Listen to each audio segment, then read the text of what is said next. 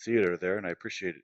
Well, thank you, Omar, and thank you everyone for having me. This is truly a unique experience, a first for me, and interestingly enough, very related to the topic that I must speak on, the future of maritime connectivity and communication services.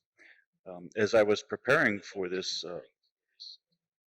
speech, um, we actually had a power outage here at the house.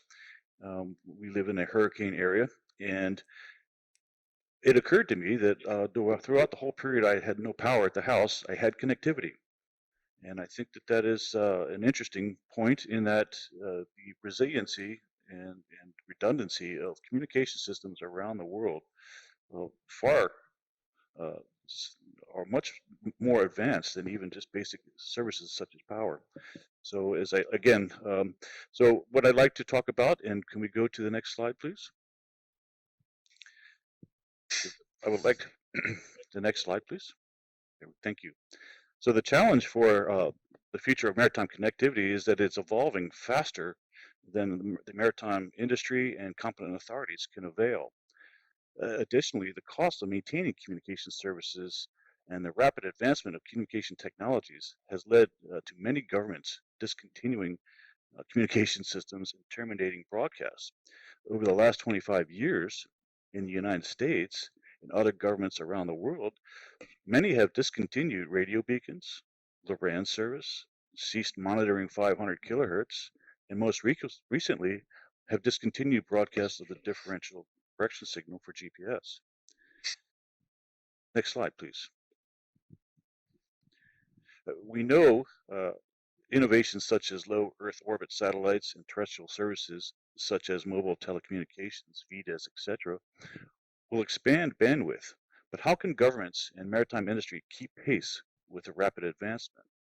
And we can only look to the most recent example of the last 6 months with COVID and all of the burgeoning and major systems coming online so quickly. Um, the platform that we are using here today would be an example. Um, many of us heard Zoom very early on in COVID, and they were certainly fast to the market or first to the market, but they are now one of many. Next slide, please. So a solution that we are looking at is the governments should continue to build data distribution infrastructure which is agnostic to communication services, and the maritime industry should look to investing in robust systems that can grow as new communications technology and data becomes available. In simple terms, governments should provide data in harmonized formats which are accessible in discoverable web-based locations.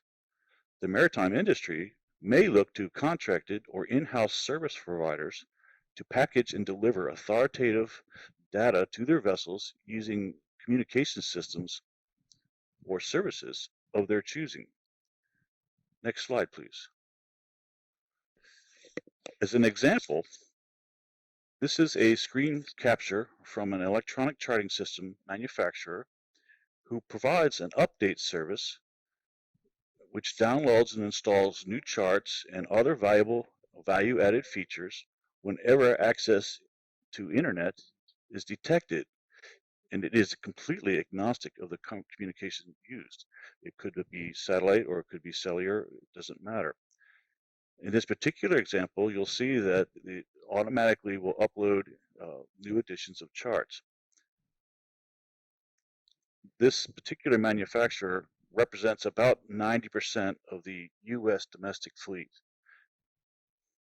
Next slide, please.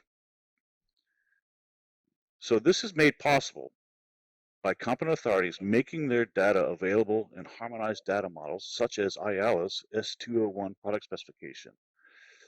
Competent authorities worldwide should align their ATON with the S201 product specification data model and communicate this not only to their hydrographic office, but perhaps in a much more scaled back version to the public directly.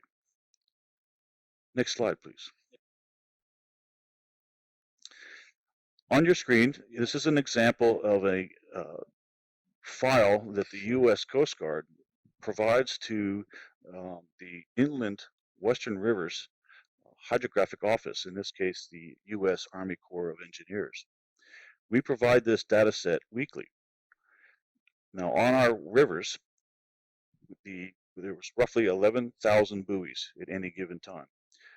But because of the river stages changing so rapidly, in other words, the height of the water, about 1/3 or 2,000 to 3,000 buoys every 2 weeks are relocated. It is impossible for the hydrographic office to relocate that manually on a layer or within the electronic chart. What we do is we create a layer, an ATON layer, that is placed above the chart, so the mariner has the most up-to-date positions of the buoys. We have been doing this successfully for over 5 years, and again, it is provided to the fleet, and we have no concerns over how it gets to the fleet and whatever communication systems they choose. Next slide, please.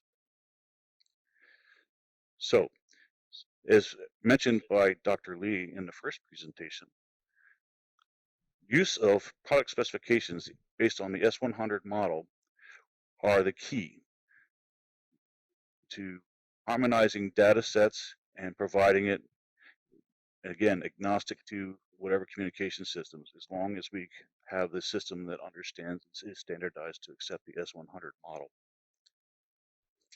Next slide, please.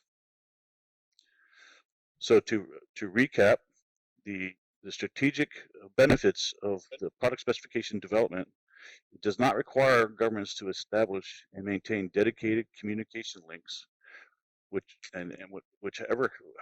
have ever shrinking service lives and are rapidly superseded by advancements in technology.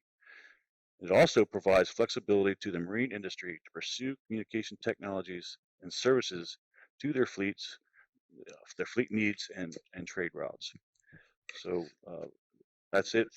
My last slide is just a question slide, but since I am no longer the third presenter, I will give it back to you, Omar. Thank you.